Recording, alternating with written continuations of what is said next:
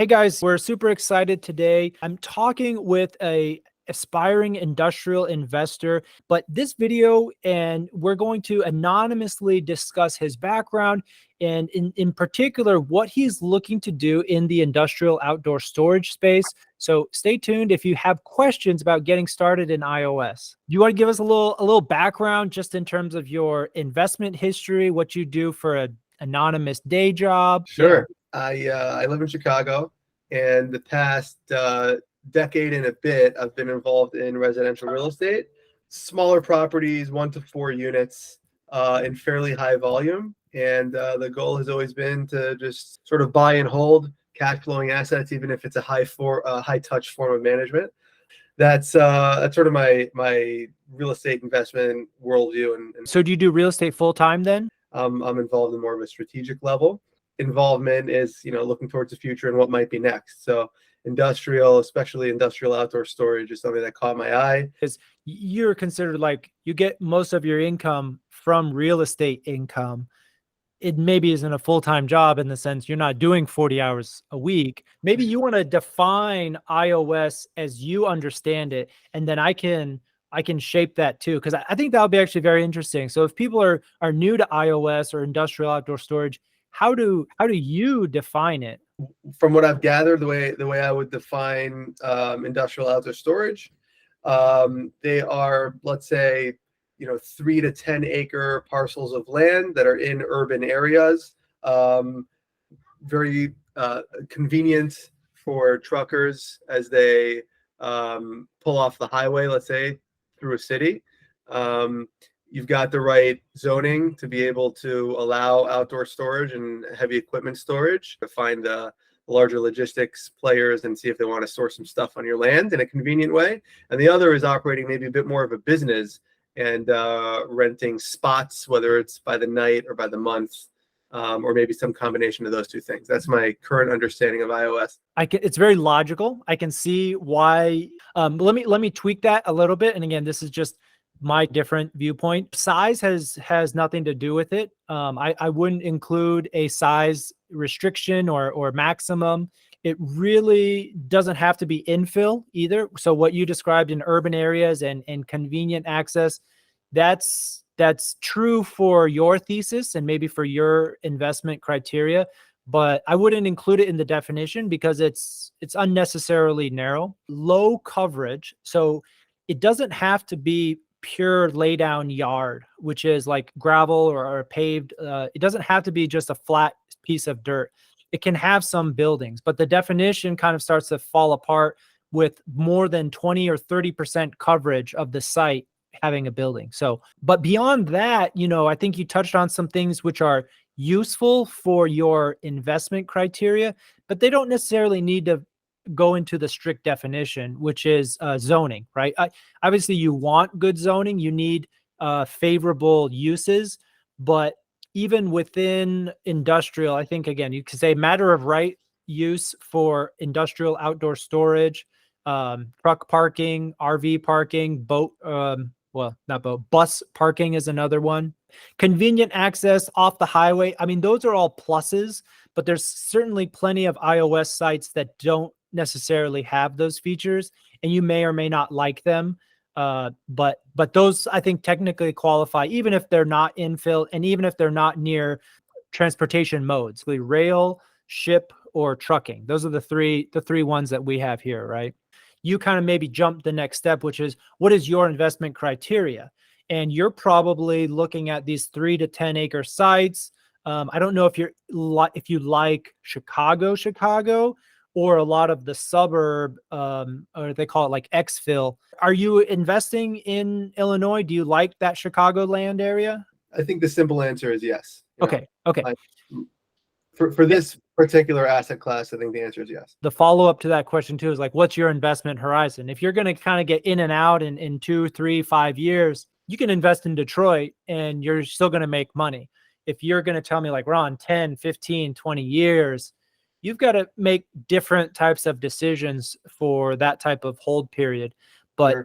I like the Chicago land. I guess I know some investors that buy a lot of industrial because they're saying the city issues. Debatable, but it has some issues.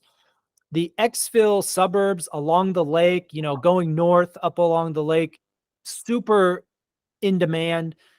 Population, I would say, is growing, but it's stable. It's a great place to live and to raise a family and to do all these things. And the reason why this is important, especially for iOS, is you want to be in that path of progress. You want to be in an area where property values are increasing, because one of the major benefits of iOS that we like, that I invest in it for, is this multiple paths for exit. And that includes on a cash flow basis. You can just improve NOI and you can, sell at a lower cap rate to another cash flow investor. You can also find a single tenant, which is kind of what you talked about. There's a lot of range from multi-tenant, which is, leasing trucks like to individual trucks, or even we have fleet tenants. But in my mind, the difference is it a single tenant that's a fleet operator, or do you have 2 or 3 tenants? That's a multi-tenant building. That's a lot more work.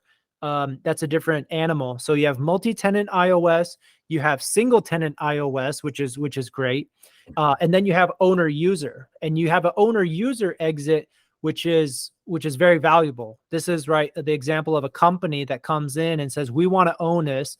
We're Shell. We store a bunch of trucks, our own shipping trucks here. We want to buy this and use it for our own corporate purposes. They tend to pay top dollar, more so than other investors, possibly more than development. And that's kind of that fourth rail. There's a fourth exit, which is development, right? You own basically a piece of dirt, zoned industrial. It's graded, it's improved. Maybe you've got lighting, you've got fencing. It's a nice place to build, to start construction.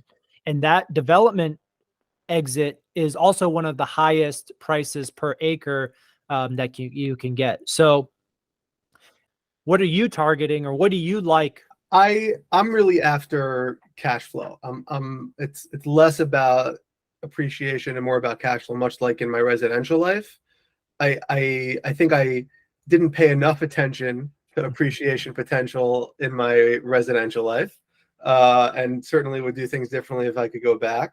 So I would push those learnings forward and apply that a bit here, but still, in my mind, the cash flow fundamentals have to be there, and it has to be worth it on a purely cash flow basis, for me to want to do a deal now. Will I take less cash flow for more future potential appreciation? Absolutely, and certainly case by case.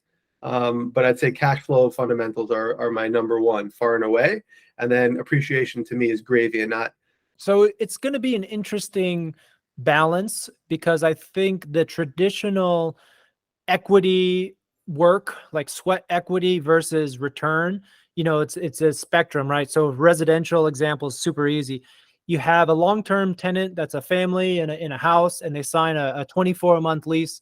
That's about the easiest hands-off residential investment that you can get, but also your returns are going to be the lowest. It's the lowest return on equity, cash on cash, if you sign that type of tenant.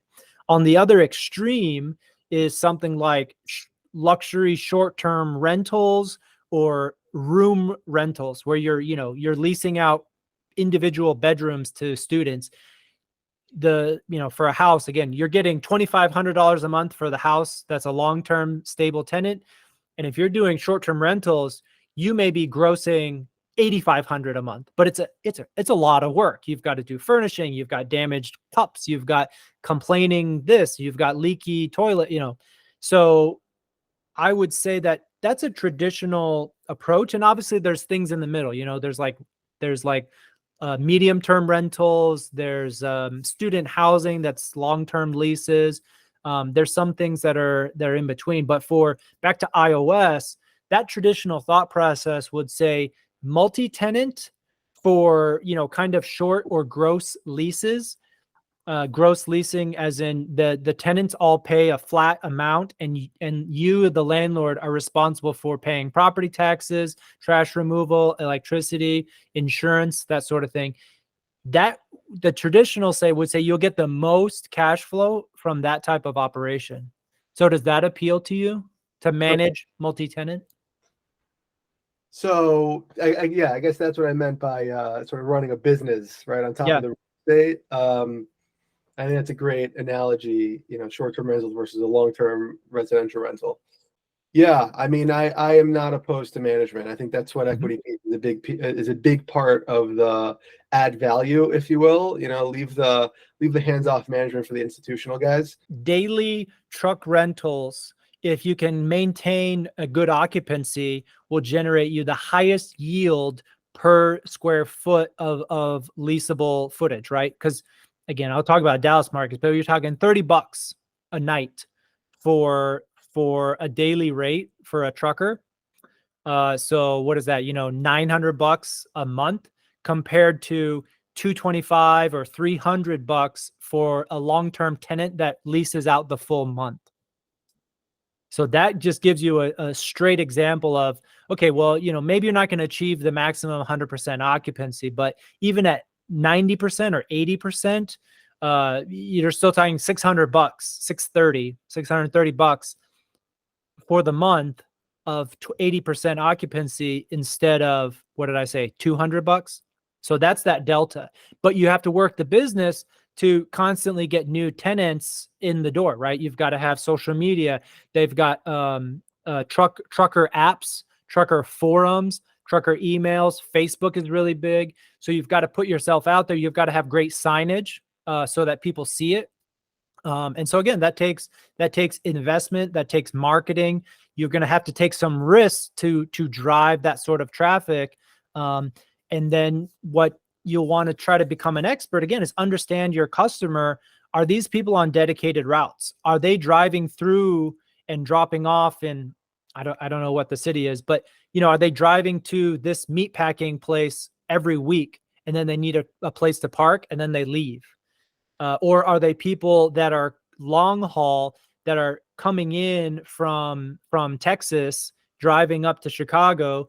They have to unload, they park, and they stick around for a couple of days, and then they drive to their next job. And so it really is up to you how much you want to learn about the trucker's business, so to speak, to be able to build a property or to market a property appropriately to them. Because I'm with you. The demand is there in a very huge macro, like we need more housing demand. I get it. Yeah, the numbers are staggering. There's millions and millions of trucks and 10% of parking spaces. So there's a problem. These trucks are parking on the side of highways. They're overflowing the rest stops. It's a bad thing. The question is, can you find a property? Can you market it? And can you charge a price that gets them in the door, right? It's like with housing. If I could go build a bunch of $2 million mansions, will they get sold? Yeah, probably. But it doesn't really, it won't be profitable unless I do my homework on the exact location as well as pricing, amenities. What are people expecting? What are they willing to pay? Should I invest more in the customer acquisition cost because this guy's coming back every week, right? Should I give him a discount? And what are some of the things you look for? Like one could make the argument that I want the triplex downtown beautiful penthouse, and that's my Airbnb property because I want to attract like that. Mhm. Or others will say, I just want the one right near university, walking distance to a nice pizza place, and I'll just do like a bread and butter sort of Airbnb rental, high turns, lower mark. What's your approach when it comes to iOS? Great question. I'm in that sweet spot of what I would call like class B, and that's going to be typically a graveled yard.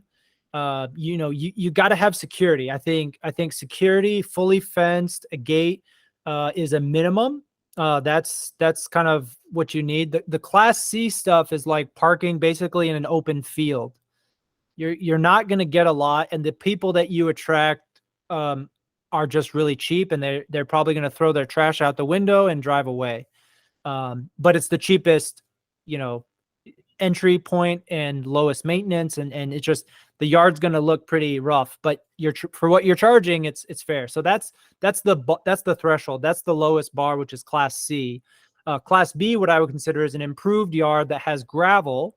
You're going to have fully fenced. You're going to have lights, but you're still going to be missing some amenities. So class A will be like a paved yard. You will have definitely security, lighting. You may have 24-hour on premise patrols, and that can just be a guy in a golf cart, and it costs about $5,000 a month. But you'll have security, which is somebody on premise to kind of help out or to answer questions, and they're just patrolling, either in a car or a golf cart. And that's kind of class A. But there's a lot of people that have that. Class A also competes on, shower facilities. Are you going to have bathrooms that aren't porta potties? I think somewhere around class B, you have dumpster. You're going to have some trash service. You may or may not have mechanic or truck washing facilities, or even just relationships. And what I mean is, you've got some guys that you can include on your welcome email or the welcome text message that says, hey, if you need an oil change, call this guy. He's got the gate code. He can come in and service your truck while you're here.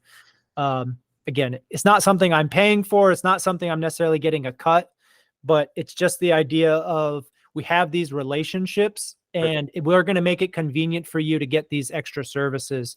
Although, again, if you're in that class A, absolutely you can offer that as a service. And so instead of them paying some other guy $200 to wash the truck, you can do that service for $225 and make the profit. Because again, you're getting the truckers to pay you for convenience.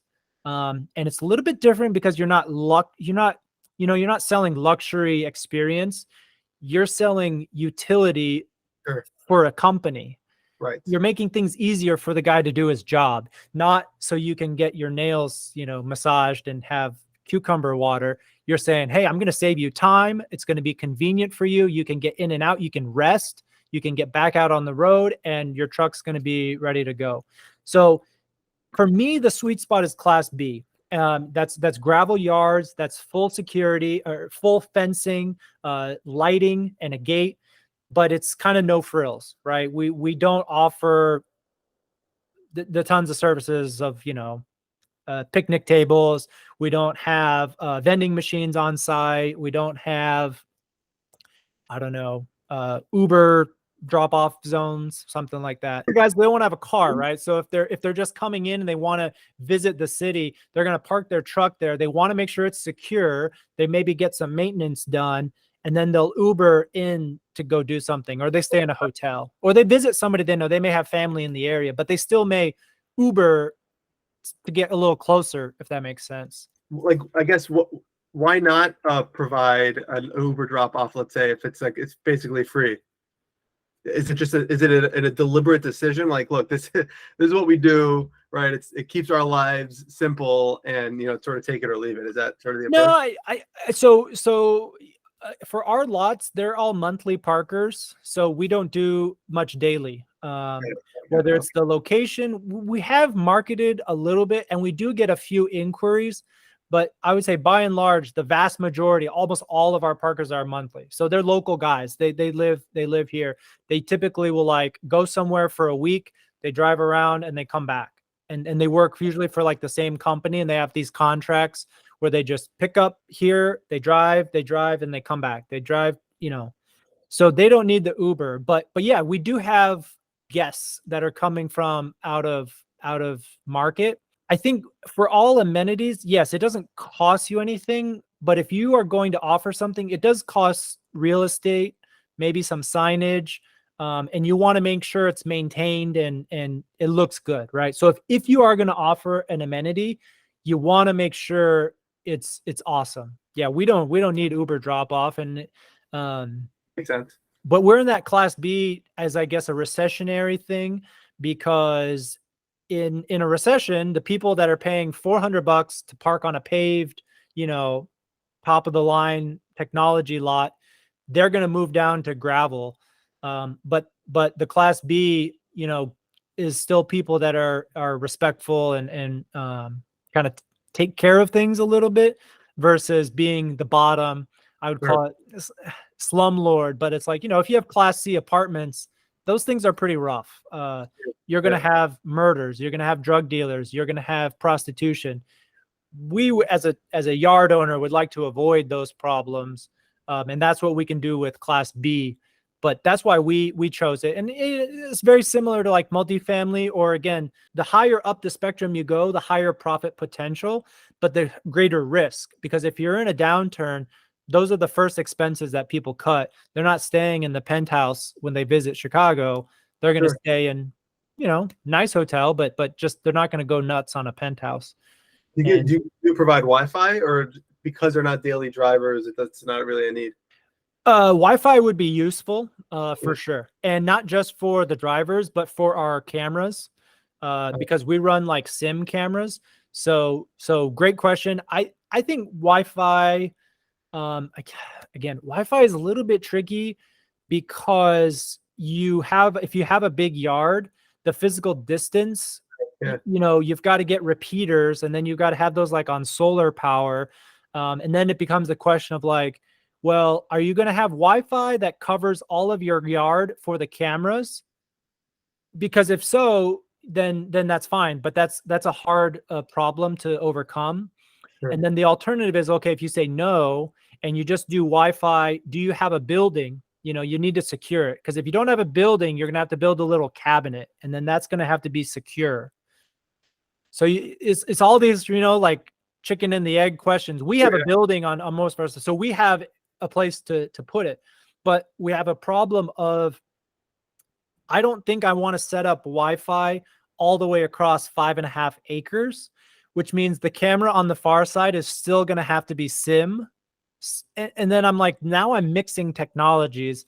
Yeah. And I think I would really, really value consistency over the cheapness of, and again, after paying for Wi-Fi costs, I don't know that it's even necessarily cheaper to pay for SIM card service versus commercial Wi-Fi. Because that's another thing too. We priced it out, and none of these vendors, they don't give you the like $40 a month Wi-Fi special.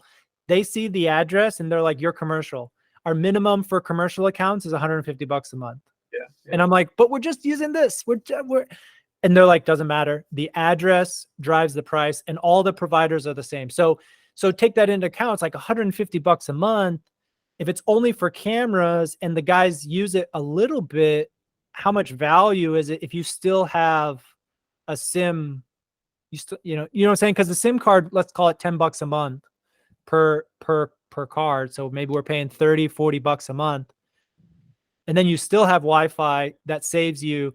You spend $150 on Wi-Fi to reduce $30 or $40 a month on SIM card, but you still got some cameras in the back that are on SIM card. Your earlier question, if you have daily parkers, yes, I think Wi-Fi is an amenity, because a lot of these guys run their businesses out of their cabs. So when they pull up, they would love to be able to have Wi-Fi. So maybe that's an argument that if you're in the daily rate business, you should invest. And you may have a smaller yard too, because your profit per square foot is higher per parking space. So you may say, okay, Ron, I've only got a 3-acre yard.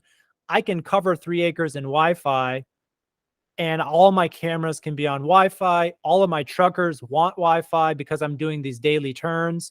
It's just a completely different business plan. And it's funny, like I did a little short video about this. You've got to have a business plan for your real estate. All real estate is a business. It's a simple business. It doesn't have as many moving parts, and you certainly don't need full-time employees, but it is a business. And so you, as an iOS investor, you've got to be knowledgeable about these things to figure out what fits your goals and what do you want to do. Because I'll tell you, there's somebody listening to this right now that's like, whoa. I thought iOS was just a bunch of gravel. I throw up a fence and I just go get paid triple net money to park on this dirt, and they do whatever they want. And that's certainly true. And that's on the spectrum of, a single tenant net leased property, which is absolutely out there. But the focus of the direction this conversation has gone is kind of more on the, how can you extract maximum income every month from this piece of dirt, 3 acres? You're going to call me back and be like, Ron, I make $18,000 a month net from my 3 acres. And I'm like, holy crap. And you're like, yeah, I only paid, $1 million, I paid $500,000 per acre, and I'm making $10,000 a month. I'll be like, that's crazy. And you're like, yeah, but I have to go on site 3 times a week because the dumpster overflows or the tire guy backed into my fence. And so there'll be a lot of issues, but you say for 10,000 a month, I'm really happy making that trade-off. Sure. But setting it up and doing your due diligence when you're just looking at parcels, that's what I think is in the back of your mind when you're looking at sites. That's what's going to help you feel confident about, this is a good site. This is right off the freeway. I could have great signage. It's close to distribution. It's close to manufacturing. That's what you want to be. You're right. You do want to be in an industrial area as well. You don't want to be an outlier. You don't want to be the only truck parking in the suburbs or you can be in the suburbs, but you don't want to be in a residential area. You don't want to be in the middle of farm land just because it's cheap. And you can do a lot of testing. We're big advocates of doing like Facebook or there's other online, just do truck parking tests and be like, hey, truck parking coming soon at this location, and see how many people ping you. It may not be you may not get results, but you could have the benefit of incredible demand. And then you message all the people and be like, hey, we're thinking about charging $30 a night, $100 a week, or $300 a month, and see what they say. This is free market research with the exact people who are your customers.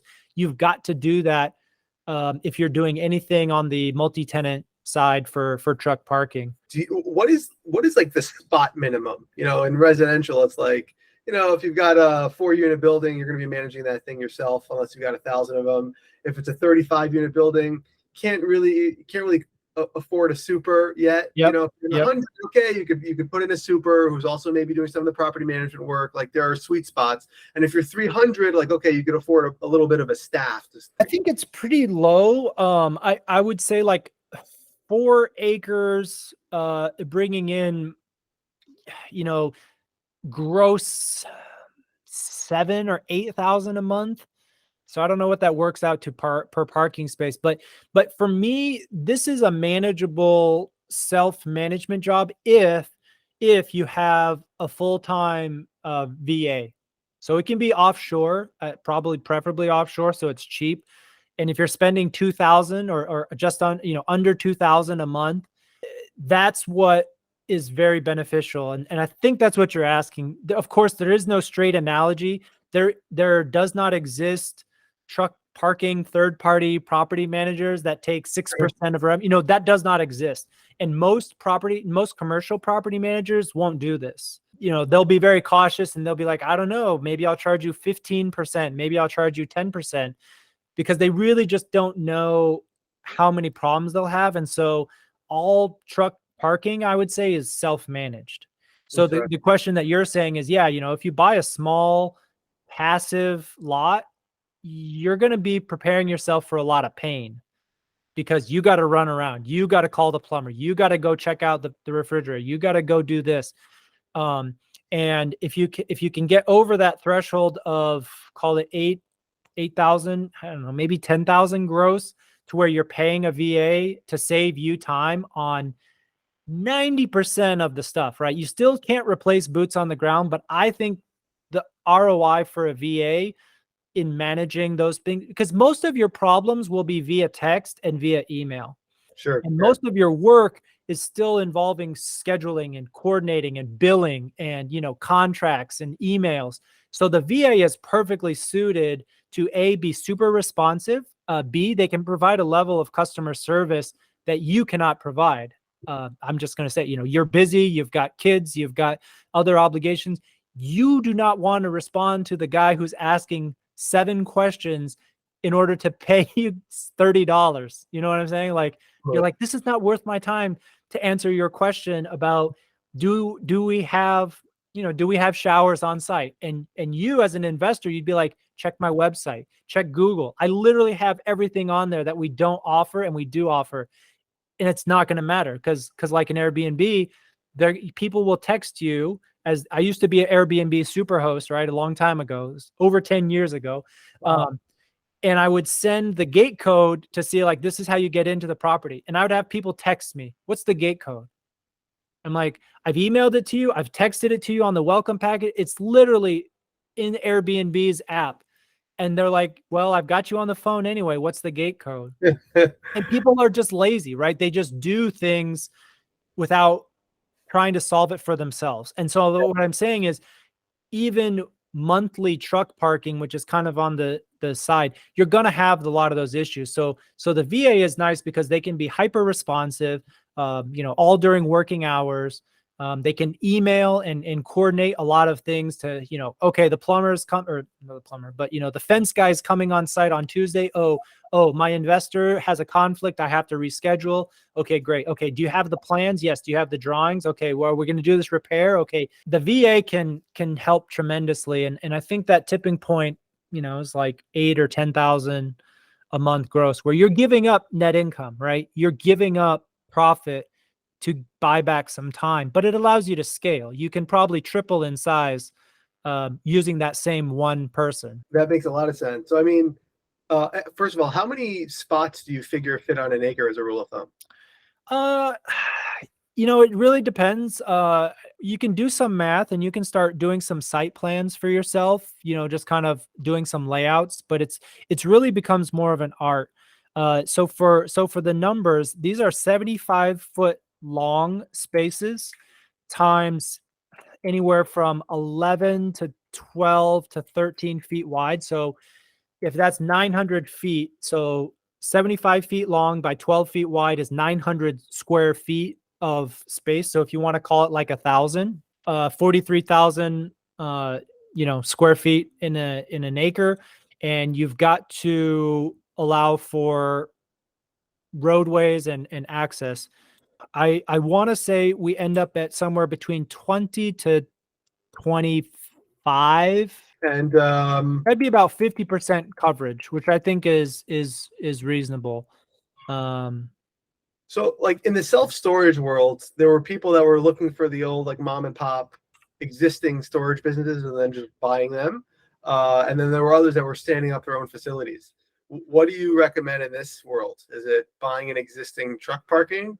Buying existing is always easier, and I think improving those process and improving that net income is always going to be easier, especially as a learning curve. Looking at existing facilities that are usually poorly managed and improving those process, bringing technology in, credit cards, text message interface, all of those things are going to be easier for the first time investor. And then thereafter, once you know what you like and what you don't like, then you could look at building new, because you got to think about the cash flow too, right? You can buy an existing facility and have cash flow on day one. Even if you kick out some of the bad tenants and restart, you've still got 50%. You've got 30% of your old cash flow. You have cash flow. You have the goodwill of the location. People already know it exists. And then you can turn it back up. But doing from scratch, you spend all your money and you go negative further into the hole until you finally start to climb out. And that can be scary. That can be very daunting from a cash flow and a cash management, self-doubt and confidence. What if you never lease up? You're going to feel really bad if that's your first deal or Sure. second deal. You're going to be like, you don't know what you're doing wrong. And maybe you're not doing anything wrong. Maybe you just need more time to get to stabilization, but you don't know that. So I would say definitely buy. That's my self-storage advice too, is, buy it first, improve it. And even if it's an old location, even if it's run down and things are not perfect, you'll get cash flow, and cash flow is very, very reassuring. Sure. Absolutely. Do you sort of network with brokers to find your deals and build your pipeline, or do you look for off market? Yeah, so off market, you can definitely try to talk to brokers. I think now in this market, they're much more receptive to working with you on smaller deals. Again, I don't know your pricing necessarily, and if you're talking about a 10 acre, maybe you're splashing down a lot of cash.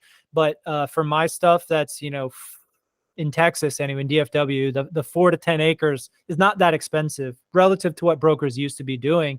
So they don't really send you a lot of deal flow. They're not really calling on those sites because it's a small commission check, and hard work. But I would say I'm always open to it. I would look at every deal that a broker sent me, but I don't rely on it. And so we do our own off-market sourcing. We have a robust list of every single property in DFW. It's about 300 sites that fit our criteria that we would like to buy. We rank them. We have a composite score. And then we do the text message. We mail flyers. We follow up with people. We call them. We show up unannounced and, just chit chat. You're pulling lists based on zoning?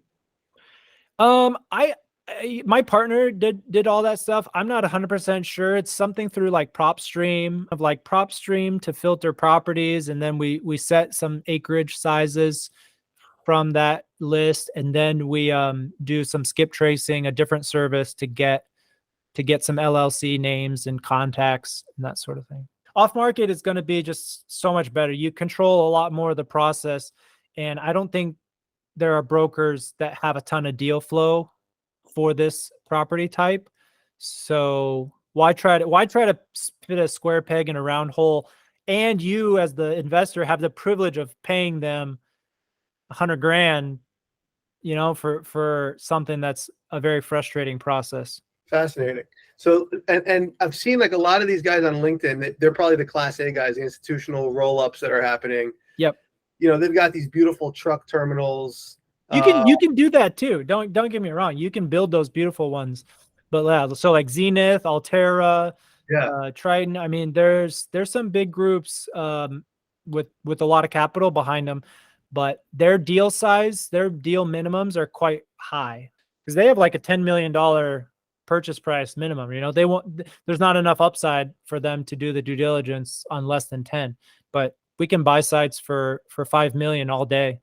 In terms of having a terminal, does that speak more to the business, the short-term business or the long-term triple net business?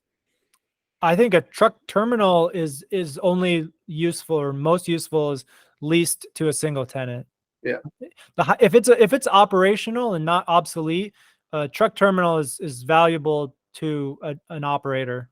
I've seen some folks, not necessarily in Illinois, but I've seen folks that will do like truck. I'm not sure what came first. It's probably the truck repairs, and then they'll also do truck parking, Yeah. So sorry, I guess that's a little bit different. When I say truck terminal, I'm thinking of a purpose-built building that doesn't have a lot of warehousing, but it has lots of dock high doors. That's a truck terminal, but it's dock high. It's not grade level. And what you just mentioned on the back half was maintenance and repairs. Absolutely, a maintenance shed. Either it's a canopy or it's a fully enclosed metal building with 16-foot roll-up doors. Those are very valuable. Those are in high demand, and it's a great amenity for any truck parking to have an on-site mechanic or engine repair that has the ability to drive bobtails in and service them. Huge amenity. Yeah, absolutely. Yeah. And wow. Okay. You mentioned earlier, I think you said you started to say boat, and then you said, well, not really boat. Yeah. I go like outdoor storage, at least in Texas too. We have a lot of trailer manufacturers. We have boat storage that is like crates and like wrapped boats. I don't know how to describe it, but like if you buy a new speedboat thing, it's wrapped in like saran wrap. People that need that type of storage. And then buses. Buses are kind of a big one. It's really any kind of vehicle, transportation that is not a passenger car. Because anytime you're not a passenger car, your options are limited to park. That's my bottom line. And so, yeah, it can be planes, trains. I've got a client buying a hangar right now. Those are super interesting. But airplane hangar on an airport. Yeah. To do truck parking? No, it's not truck parking. No. It's not. It's on the runway. It's on the airport, so you can taxi on. Yeah. But that's cool. It's interesting. It's kind of a niche. Well, we're probably going to wrap up here. So if you were listening and you made it this far, thanks for enjoying the call. Smash that like button. Smash the heart, I guess. We'll thank our anonymous investor for his insights and his very useful questions. So if you guys have any questions about industrial outdoor storage, drop a comment, follow, like. I don't know what this is on. So